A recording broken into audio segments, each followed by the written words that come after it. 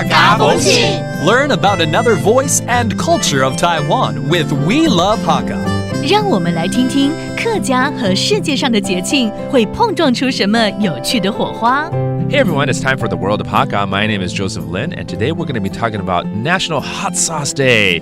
你知道吗？1月22号呢是国际辣酱节哦。That's right, on January 22nd, it's International Hot Sauce Day. And around the world, different cultures have their own versions of hot sauce. Like in Mexico, they have the salsa picante. In Asia, a lot of people like to use sriracha sauce. And then there's the most commonly known Tabasco. And today we have Gaga Lee to tell us more about what about the Hakka? Do they eat a lot of hot, spicy food?With hot sauce. Hello, Gaga. Hi, 大家好，我是 Gaga Lee 阿嘎妹。Hey, 你自己吃辣吗？哦，我自己会吃一点点小辣，就这么一点点而已。是不是客家人其实不是那么爱吃辣？客家人其实他很喜欢吃咸的嘛，然后咸香，但是辣如果有加点的话，客家人其实蛮开心的。但不敢说全部客家人都非常喜欢吃辣这样子。据我所知的，当然客家有很多酱是没错，有吉酱啦，然后有其他的什么蒜蓉酱等等。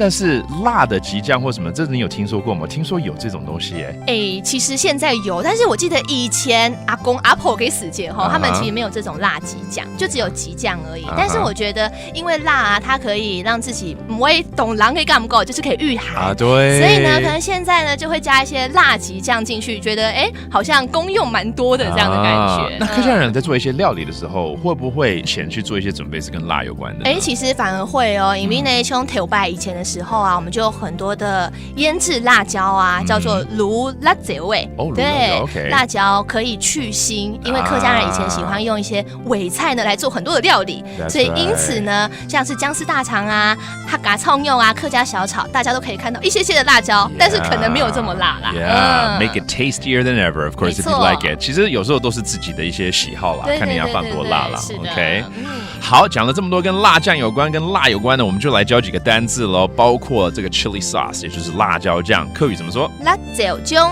辣椒酱，或是你可以讲辣酱，辣酱。辣酱 that's also hot sauce.